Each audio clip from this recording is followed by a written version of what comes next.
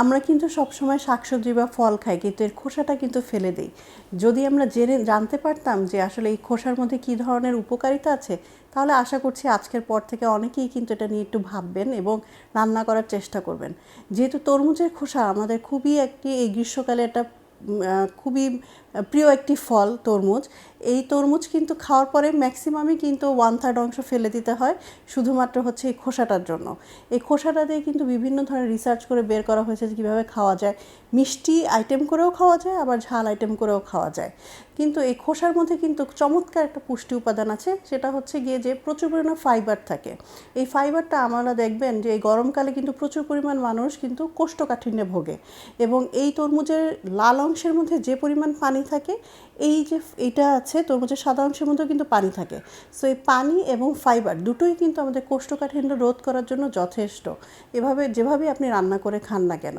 এর পাশাপাশি এখানে কিন্তু ভিটামিন এবং মিনারেলস আছে, বিশেষ করে vitamin A, vitamin C, vitamin B6, যেগুলো আমাদের অ্যান্টিঅক্সিডেন্ট হিসেবে কাজ করে। আমরা স্কিনকে ভালো রাখতে কত কিছু করি, কিন্তু এই যে তরমুজের ছোলা, এর মধ্যে কিন্তু প্রচুর পরিমাণে এই যে ভিটামিন এ থাকে, আমাদের স্কিনটাকে ভালো রাখে, দৃষ্টিশক্তি ভালো রাখতে সাহায্য করে, রোগ প্রতিরোধ ক্ষমতা বাড়ায়। সো অন্যান্য জায়গা থেকে ভিটামিন সি আপনি পেতেই পারেন, কিন্তু তরমুজের খোসায় কিন্তু আপনি প্রচুর পরিমাণে ভিটামিন সি পাবেন। তবে খেয়াল রাখতে হবে যে খোসার উপরে যে শক্ত আবরণটা, ওটা কিন্তু ভালো করে ধুয়ে, অনেক সময় দেখা যায় ফরমালিন বা অন্য অনেক ধরনের মেডিসিন এটার মধ্যে প্রলেপ থাকতে পারে, যার কারণে ভালো করে ধুয়ে পাতলা করে ছিলে সাদা যে অংশটা সেটা কিন্তু আমরা ব্যবহার করতেই পারি।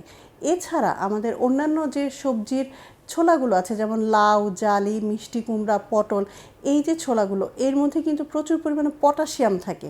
এই ছোলার নিচের অংশে পটাশিয়ামের লেয়ারটা কিন্তু আমরা যখন সবজিটা কাটি তখন ওই পটাশিয়ামটা কিন্তু ম্যাক্সিমামই আমরা কী করি, মিস করে যাই।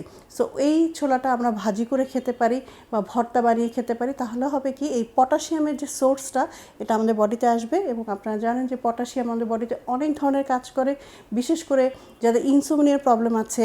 আমরা কিন্তু সবসময় দেখা যায় যে ম্যাগনেশিয়াম খাই, কিন্তু এই ম্যাগনেশিয়ামটা কাজ করার জন্য কিন্তু আমাদের পটাশিয়াম দরকার হয়, আমাদের ভিটামিন ডি দরকার হয়। বডিটা কিন্তু এক ধরনের ভিটামিনের উপর ডিপেন্ড করে না, অনেক হরমোন এবং ভিটামিন একসাথে কাজ করে। সো সহজ একটা লভ্য জিনিস যেটা প্রতিদিন আমাদের বাসায় থাকে, সেটা ফেলে না দিয়ে যদি আমরা এটা খাওয়ার উপকরণ হিসেবে ব্যবহার করতে পারি, তাহলে আশা করছি যে কম্বাইনলি আমাদের খরচ যেমন বাঁচবে, আমরা সাশ্রয়ী হব এবং অপচয় থেকেও বাঁচতে পারবো। অবশ্যই চেষ্টা করতে হবে যে আমরা যেদিন পটল ভাজিটা করলাম, তখন যেন পটলের ছোলাটা ভর্তা বানিয়ে খেতে পারি। এক্ষেত্রে আমরা বড়দের যেমন রুচির পরিবর্তন আসবে, বাচ্চারাও কিন্তু নতুন নতুন বৈচিত্র্য পছন্দ করে খাবারের। প্রতিদিন তো আর একই পটল দিয়ে বিভিন্ন ধরনের জিনিস বানানো যায় না, বাট ছোলার ভর্তা এবং পটল যদি আলাদা করা যায়, তখন ওরা কিন্তু বৈচিত্র্যটাও পেয়ে যাবে এবং খাবারের প্রতি আগ্রহটাও জন্মাবে বলে আমি মনে করি।